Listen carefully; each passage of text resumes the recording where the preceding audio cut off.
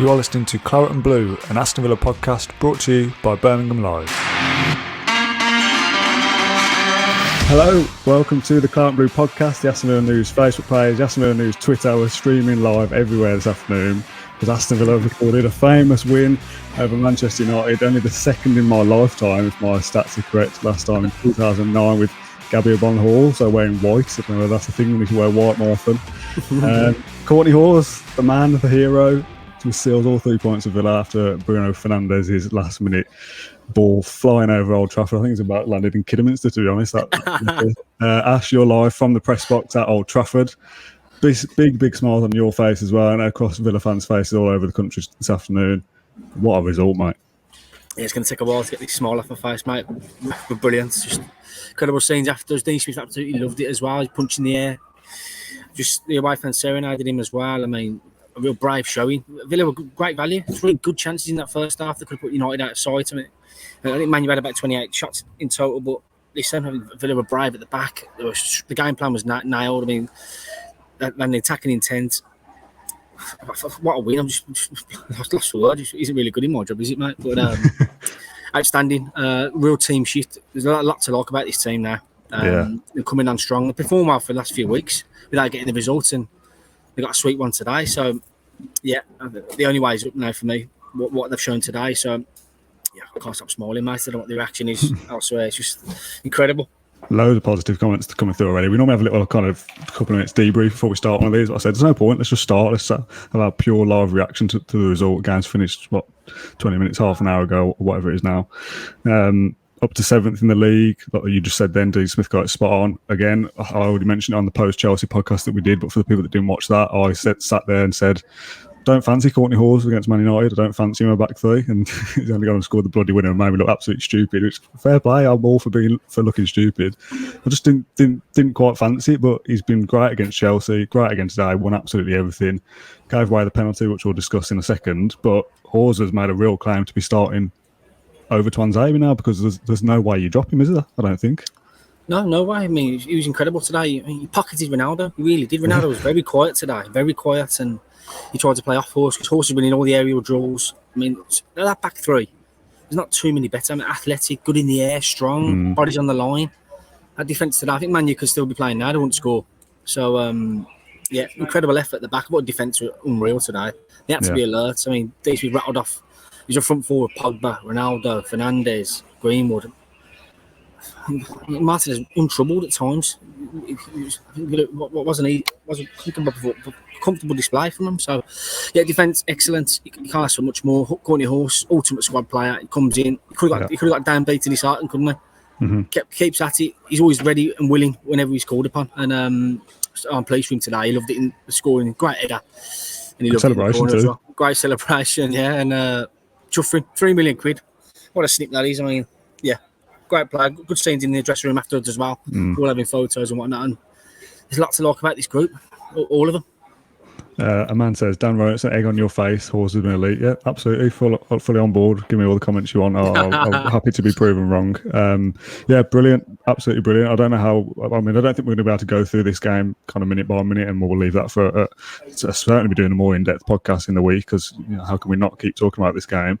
Someone's mentioned Target. How did he miss that chance? It's I forgot that even happened, but we looked good throughout the whole game. Like there was at no point where I thought, this isn't a smash and grab from Villa. A lot of maybe the mainstream pundits might look at that and go, "Oh, well, Man United were poor." No. Let's get that out of the way first of all. Villa played well today. Like Villa, have, when we did our kind of how many points are we going to get in September, and people look at Chelsea, Everton, Man United, and Chelsea in the cup, and think, "Oh, it's a difficult month for Villa. Like we're lucky to get a point there." Yes, we lost to Chelsea, but played very well. Beat Everton convincingly at Villa Park once Leon Bailey came on. Good in the cup as well, and probably deserved to go through. And maybe, like we said, with that firepower on the bench, we might have got through that cup game as well. And to go to Old Trafford and play like we did today, on the front foot, every second ball we won, pressing them high. That's what we want to see. I don't want to be going to games hoping to get a point and playing defensive, because the best you'll do there is a point. You'll never, ever win. I'd rather go there, play on the front foot and get caught and lose, and know that there's always the chance that we'll win. And there's been talk of Dean Smith's job and stuff in recent weeks. I don't know why. I just don't understand it anymore. He's doing the job that we all want him to do. And I think, like you said at the start of the month, Ash, this will probably show where Villa are. And if that's what Villa are going to be this season, going to places like Man United and saying, we're not scared of you, we're going to come and play our game, that's what we want to see. I'm buzzing with that. Exactly that. I mean, funny you mentioned Chelsea a few weeks ago in the Premier League. Smith told me afterwards that the seeds of belief were sown on that night. I mean, Villa got beat, but they proved to themselves and going toe-to-toe with anyone. Smith said in his pre-match, he said, I'm going to go toe-to-toe with Man U, and they did. First half, 3 golden chances. I mean, they should have put at least 2 of them away. They went on the front foot, tried to get down the sides with cash and target, and the front 2 didn't get their rewards today. They worked hard for the team. Midfield battled on, but defence was incredible. Clean sheet's going to get results, and that was the way forward today. And yeah, I can't be more proud of mate. Real statement-like performance. And Tottenham next, bring them on. I think they can match anyone in this league. Yeah, 100% agree. No Leon Bailey, no Traore off the bench for that. You know, when Diaz played half an hour or so, like these big money signings that we're making in the summer to try and improve the side, we're not even needing them at the moment, which is bizarre, really. Let's talk about the penalty then. It's just funny, isn't it? Like I said, I'm not going to sit here and analyse it too much. It's just funny. I don't think it was a penalty personally from Kortney Hause. The one replay that I've seen on social media, you know, he's gone to move towards the ball, but his arms are. I feel like his arms have got to be out anyway. So, I mean, it doesn't matter that he's missed it now anyway. But my initial thought was that's a harsh penalty. Classic Man United to get one. First of the season, Mike Dean. Like, it was all written for them to equalise. And everyone goes, oh, bloody hell, well done, Man United. And Bruno Fernandes steps up. Oh, he scored 95% of his penalties or whatever. And the bit of, I don't know whether you saw it being much that way, you're Emi Martinez and giving it to Ronaldo before he's taking it. I absolutely love stuff like that. I've seen the clip afterwards. He's giving the United fans some behind the goal as well. Yes, yeah, a little dance after he's missed it. That's what Villa have missed for so long, and it's such a minor thing. I know, like, you know, you want your footballers to be good at football, but that like little bit of bite and, you know, winding the opposition and stuff. Yeah, we've not had that at Villa for a long time. Where, you know, you like the players. I love this bunch of people. You know, as people as well as them as being footballers. Exactly. For him to be like stepping up and saying, Ronaldo, you take this, mate, you take this, before Fernandes is going to take up the penalty. It's just, I can't really say what I want without swearing, but just pure bit of nonsense, wasn't it? I just love stuff like that. I know that Matt would be all over stuff like that as well, and then the little dance afterwards. Yeah, that penalty, what were you thinking? And you know, as that couple of minutes unfolds up in the press box sat there? I just laughed, like, I literally laughed. It just had to happen, didn't it? Penalty there, first of the season. And yeah, not too many complaints to me. Of course, his arm was out a little bit, but you just got to laugh. And it's gone by the wayside now, hasn't it? Missed it. And it was Villa's day today, thankfully. It's 12 years, a long 12 years, and we've finally done it today. So yeah, I couldn't fault him. It's what they deserved as well. I mean, Kortney Hause's performance, constant connection, Mings as well. Dean picked out Mings as well. Back-to-back clean sheets now for Villa. Yeah. The bounce back in style. I've not even thought about that. All the talk a couple of weeks ago, Mings being a little bit shaky and the goals conceded against Chelsea, to come back and fight back with 2 clean sheets, one of them being at Old Trafford, that's a great point. Yeah, I've not even thought that. So it goes to show, and even the front 2 aren't getting their rewards at the moment. So I thought Watkins just pretty poor today.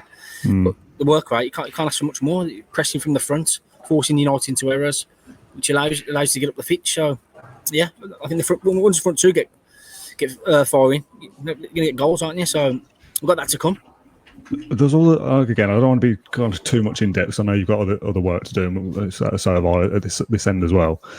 The midfield was the big talking point before the season started, and we almost said at one stage, I think, that, you know, we're anticipating the midfield to be an issue here, and so far, I mean, I can't think of a game where we've been dominated in midfield yet this season. I know Watford was poor, but I kind of almost writing that off a little bit. Ramsey looks perfectly fit to start games in the Premier League. He had that chance where he slipped over, and again, I was thinking, Christ, mate, it's typical Villa here. Golden chance, and the guy slips over and gets injured. Yep. McGinn's been brilliant this season, far improved on last year, and Douglas Luiz has probably been the pick of the 3 out of all of them. He's been brilliant since coming back as well. So, you know, we're all anticipating, we need this midfielder, we need this, we need that, we need this big DM.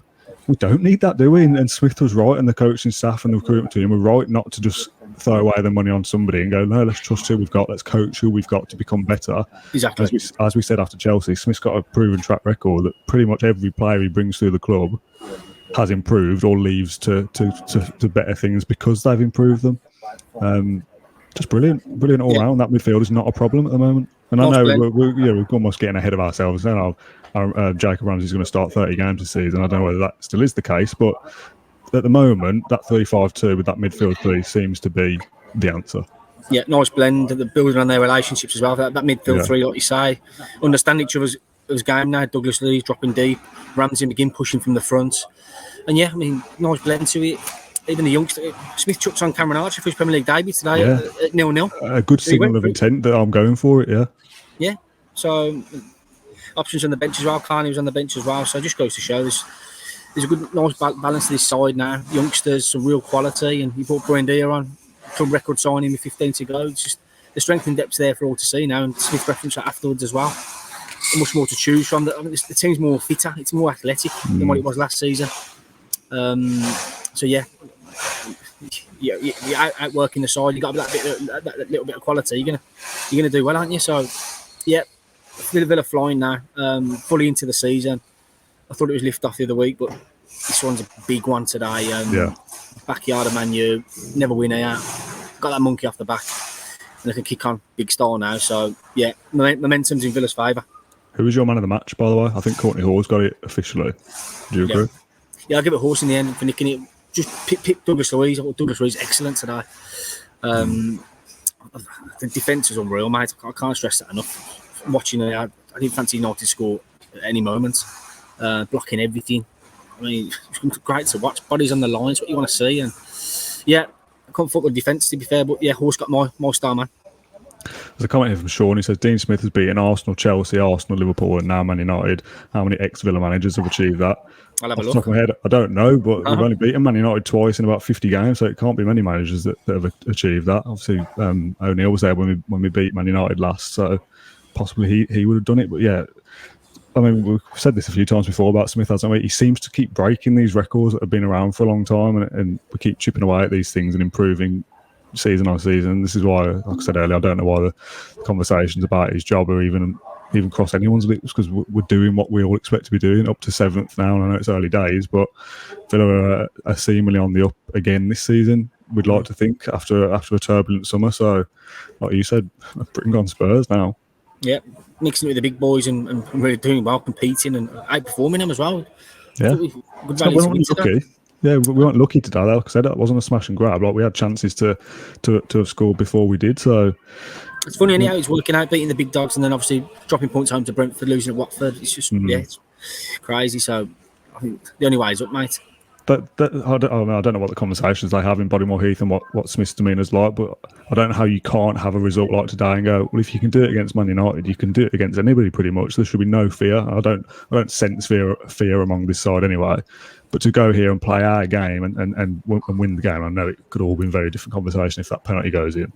But to go and do that to Man United away, that should now set the precedent to say, well, why are we scared of Spurs away? Why are we scared of so-and-so? Like, you can beat anybody now. So, football's not as simple as that. But, yeah, I don't know what else to say, really. I feel like I'm just going around in circles at this point. But massive credit to all the players, the manager, tactically spot on. Players put in an absolute shift across the park. There's nobody I can fault.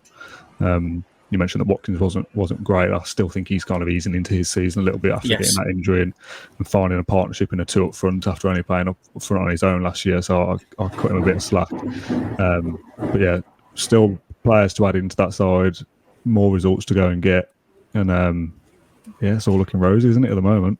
Sure is, mate. Yeah, players to come back as well. We have Bailey back in a couple of weeks. He's going to add a lot to this side. Let me tell you, pace and goal threat. So. Lots to be happy about, Dan. Good start to the season. Won 3 from the 6. Yeah, hovering around them places they want to be hovering around, aren't they? So, get a bit of consistency now, and they've backed up a performance with the result today, which is perfect. That's what you want, don't you? You can play well and not get results, but to say they did both. So that's what you want, and bodes really well. They'll be buzzing going into Bodymore, start of the week. Everyone will be flying. So. they'll be wanting to play their next game on Friday night. Exactly. The evening game rather than waiting until Sunday lunchtime. I think it is. Exactly. So they'll want to get out there again and prove that today wasn't a fluke essentially, and that we can go and beat anybody. My final point before I let you go: the three at the back's been a surprise. No one would have predicted Villa to play a three at the back at the start of the season. So as much as this is all working at the moment, there's still that thought in the back of our mind that there's this flexibility that we can go, well, three at the back isn't quite working, but we know 4-3-3 does, so we can switch back again and try something different. I'd absolutely stick with 3-5-2 at the moment because it is working. But for once, it's brilliant that we can talk about Villa having options, players coming off the bench. Traore was a danger man last year. He's not even, he's barely kicked a ball this season, so he can come in and change the game if needs be. Bailey the same, Buendia. So yeah, just unbelievable. I'm very excited for the rest of the season now. And I know I don't want to sound like I'm getting carried away after one result, but an hour after it's just ended, I am getting carried away. Yeah, I think the system suits us, doesn't it? It suits players like Matty Cash, Matt Target. I think three at the back, I think Konsa, Mings, and either Axel or Kortney, three big units in there who love defending. That's what you want. Mings was excellent today, no nonsense again, made all the right decisions. Whenever to go long or go short, very good. But these people said afterwards, if he wants to go back to a flat back four, he will do. Horses for courses, he's got that flexibility now to flip the switch systems and keep the opposition guessing. So I can't stress it enough. A lot to like about this group of players. Yeah. Just to end, Sarah says, Mum's a United fan. Is an anti-Matrix. I laughed at that one. Very good start. Rowan says, my best mate is also Man U, also ignoring my WhatsApp. Yeah, send loads of messages. We've had years of this kind of stick. We've had years of it, mate, yeah. Like I said, only the second Man United win in my lifetime, which is mental, isn't it? Really, we've not beaten Man United more than once in the last 12 years. But yeah, Ash, I'll let you go because I know you've got loads of work to do. Get yourself back down to Birmingham. Have a beer on the way back if you fancy.